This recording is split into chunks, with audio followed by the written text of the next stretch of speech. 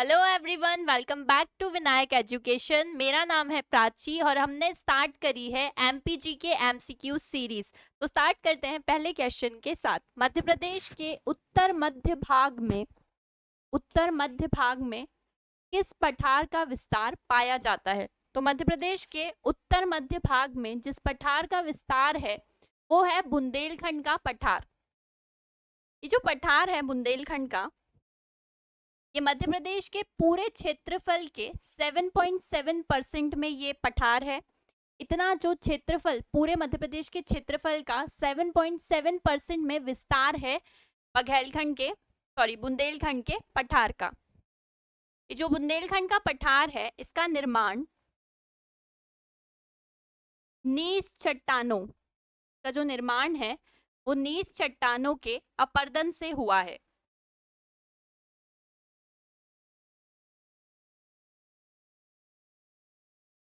ठीक, तो बुंदेलखंड का जो पठार है 7.7% भाग में विस्तृत है। इसका जो निर्माण है वो नीस चट्टानों के अपरदन से हुआ है।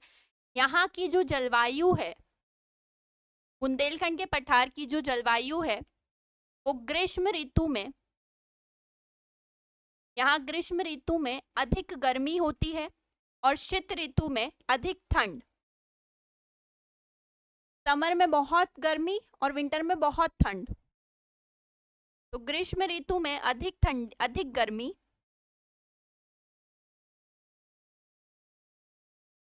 और शीत ऋतु में अधिक ठंड।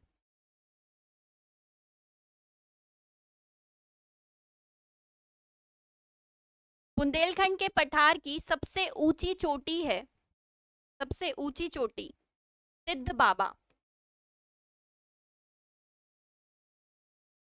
अगर मैं उसकी हाइट बताऊं तो वो है 1172 मीटर्स। ठीक, बेतवा नदी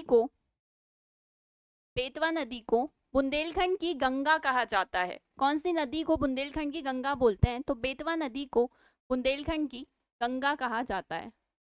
ठीक, अगर मैं प्रमुख जिले बताऊं जो बुंदेलखंड के पठार में आते हैं, प्रमुख जिले हैं ना छतरपुर,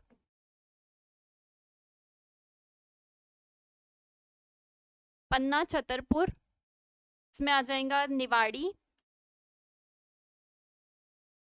टीकमगढ़,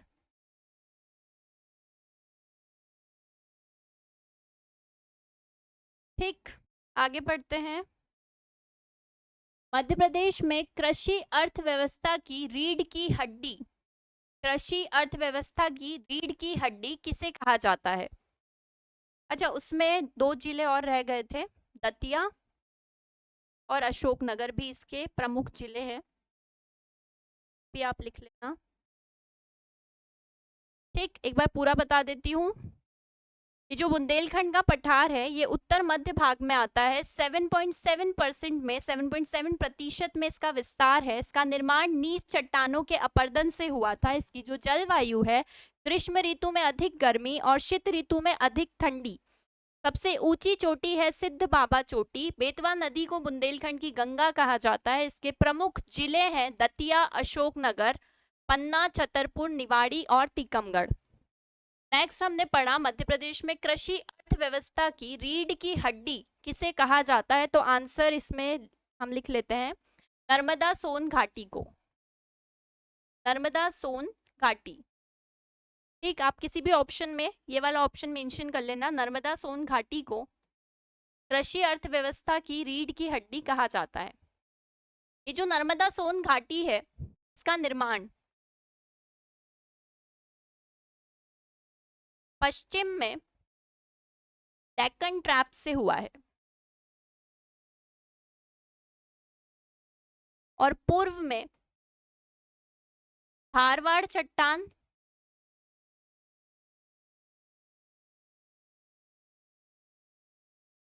और विंध्य क्रम के अपरदन से हुआ है। ठीक, तो अगर हम बात करें कि ये जो नर्मदा सोन घाटी है इसका निर्माण पश्चिम में इसका निर्माण हुआ है डेक्कन ट्रैप से और पूर्व में इसका निर्माण हुआ है धारवाड़ और विंध्य क्रम की चट्टानों के अपरदन से। ठीक, ये जो नर्मदा सोन घाटी है ये सतपुड़ा श्रेणी के उत्तर में है, सतपुड़ा श्रेणी के उत्तर में है। और मालवा के पठार, मालवा और रीवा पन्ना पठार, मालवा और रीवा पन्ना पठार के दक्षिण में है। ठीक,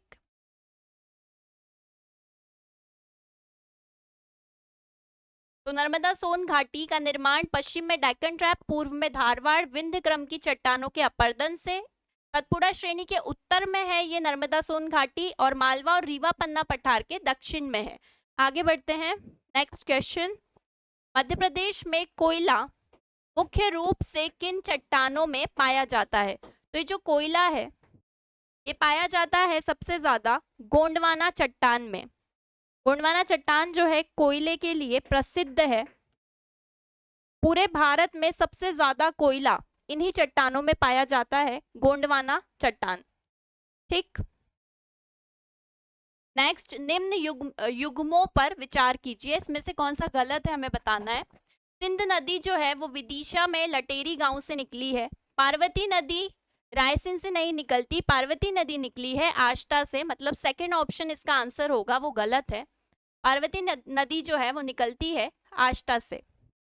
वैनगंगा नदी मुंडरा गांव सिवनी से निकली है, करेक्ट। केन नदी जो है अहिर गांव कटनी से निकली है। केन नदी को सबसे सुंदर नदी का दर्जा दिया गया है।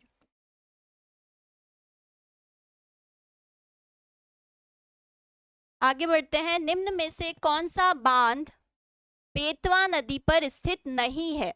कौन सा बांध, कौन सा डैम इनमें से बेतवा नदी पर नहीं है? तो पहले हम बात कर लेते हैं बेतवा नदी की। जो बेतवा नदी है वो निकली है रायसेन जिले से नदी निकलती है। ये जाके मिलती है यूपी में, यूपी के हामिरपुर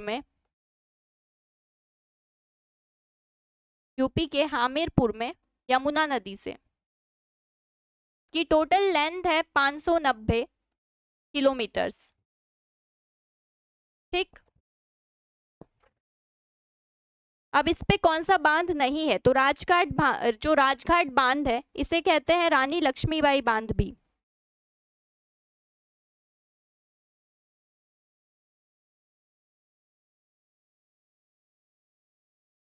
परीक्षा बांध भी बेतवा नदी पर है। माता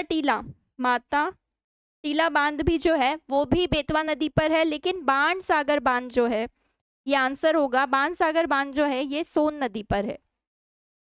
ठीक, नेक्स्ट क्वेश्चन।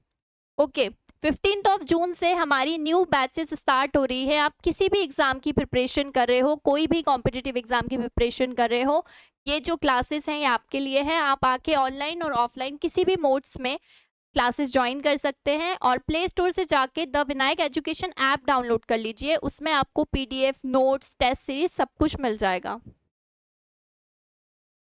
काली मृदा को चेरनोजम किस कारण से कहा जाता है? काली मृदा, काली मिट्टी को चेरनोजम भी कहा जाता है, तो वो किस कारण से कहा जाता है? तो काली मिट्टी में कैल्शियम की अधिकता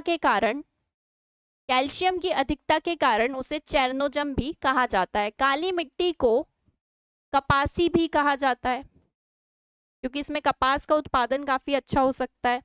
काली मिट्टी सबसे ज्यादा 47%, सबसे ज्यादा मध्य प्रदेश में काली मिट्टी ही है, सर्वाधिक 47% में। ठीक, इसे कपासी भी कहा जाता है, इसे रेगुर भी कहा जाता है। काली मिट्टी जो होती है सेल्फ प्लगिंग, स्वयं जोत मिट्टी होती है। ठीक, सेल्फ प्लगिंग ये मिट्टी होती है।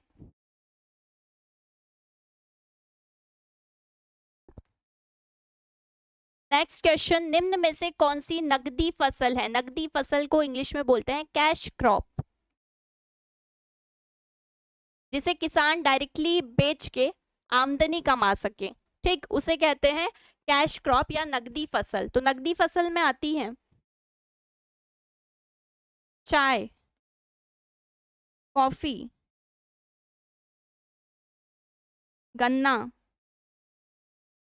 मूंगफली,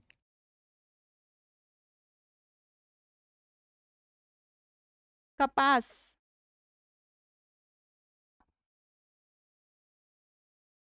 आंसर चेक कर लेते हैं। मूंगफली जो है ये नकदी फसल है यानी कैश क्रॉप है। ओके, कुछ इंपॉर्टेंट फैक्ट्स, कुछ महत्वपूर्ण तथ्य आपके एग्जाम्स के लिए। मध्य प्रदेश का खंडवा जिला प्याज उत्पादन के लिए पूरे देश में मशहूर है। तो खंडवा प्याज के साथ साथ खंडवा और खरगोन कपास के उत्पादन के लिए भी काफी प्रसिद्ध है। मध्य प्रदेश के पन्ना में हीरे की प्राप्ति बिजावर श्रेणी में कडप्पा प्रकार की चट्टान से होती है।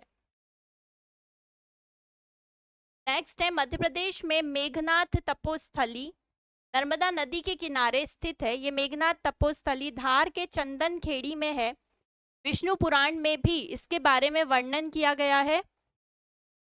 मध्य प्रदेश में सहस्त्रधारा जलप्रपात, जो सहस्त्रधारा वाटरफॉल है, ये नर्मदा नदी पर है। ठीक। नेक्स्ट है, बलराम ताल योजना 2007 से शुरू हुई थी। 25 मई 2007 से ये योजना शुरू की गई थी। तो थैंक यू, मिलेंगे नेक्स्ट लेक्चर में और सीखेंगे बहुत सारा जो आपके एग्जाम्स के लिए इंपॉर्टेंट हो। अगर लेक्चर अच्छे लग रहे हो तो लाइक कर दीजिएगा और चैनल को सब्सक्राइब कर दीजिए।